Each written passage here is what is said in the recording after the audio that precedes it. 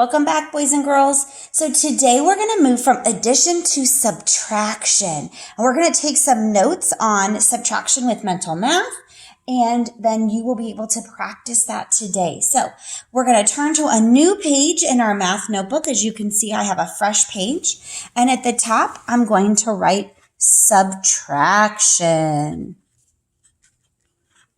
Subtraction.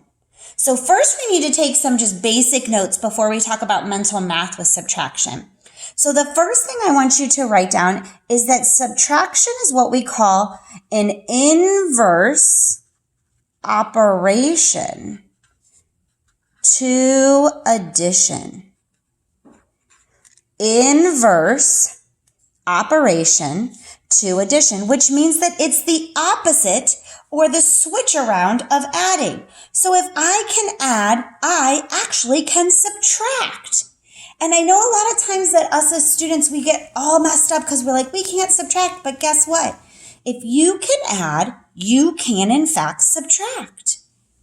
The other thing I want you to write down today is that the word difference, which we've kind of talked about a couple days ago, difference is the answer to a subtraction problem.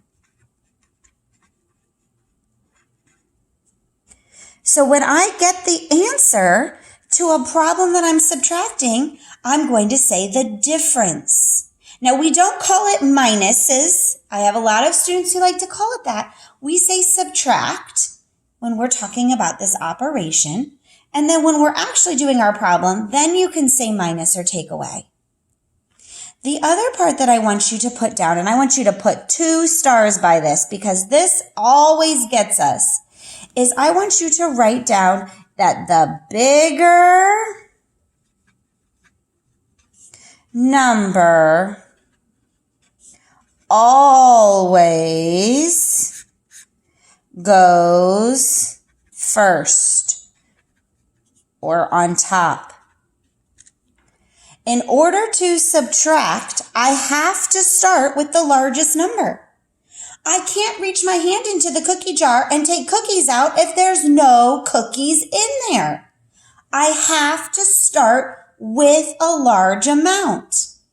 So if I have 5 things and I want to take away 2 things, I would start with 5. I can't take 5 things if I only have 2 cookies. So always remember the bigger number goes first or on top. So today we're going to talk about how we can use a number line to help us when we subtract. So one of the easiest things to think of is that we can count up on a number line, like adding. So for example, let's say I have 762. Let's say 762 crayons. That's a lot of crayons. And I'm going to get rid of 252 of those crayons. So let's check first. The bigger number, yep, it's the one first because I'm starting with the largest. Let's practice adding up instead of trying to subtract it first. So I'm going to start with 252. And my goal is to end up here at 762. Okay, so the first thing I can do is I can think, well, if I jump 100, I'm going to land at 352. If I jump another 100, I'm going to land at 452. If I jump another 100, I'm going to land at 552. I can jump another 100 and land up at 652.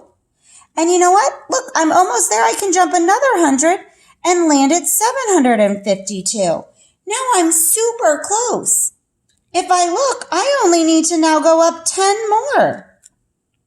So if I add my jumps all together now, 100, 100, 100, 100, 100, plus 10, 1, 2, 3, 4, that would be 510. And that would be my difference. So I can actually jump up on a number line to help me get there faster. Let me show you another way you can do it. I can start at 252. And I want to get to a number that I can easily work with. And I know I can make a group of 10. I know that 2 plus 8 would give me a group of 10.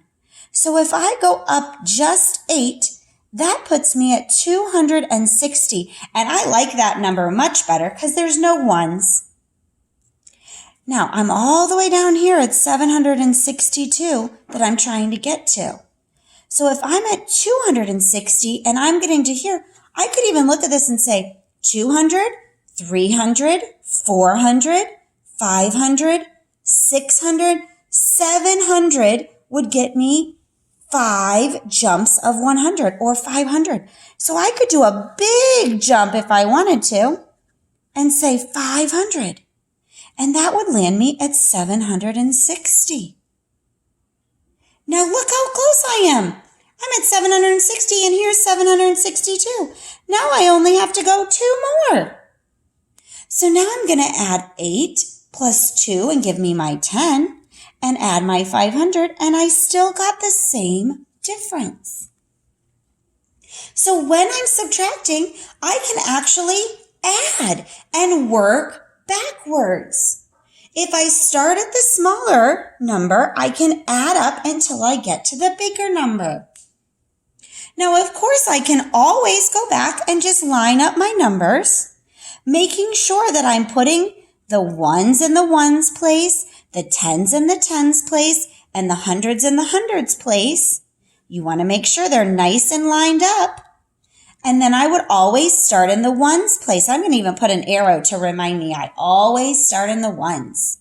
So 2 minus 2, if I have 2 and take away 2, I have 0. If I have 6 and I take away 5, or 6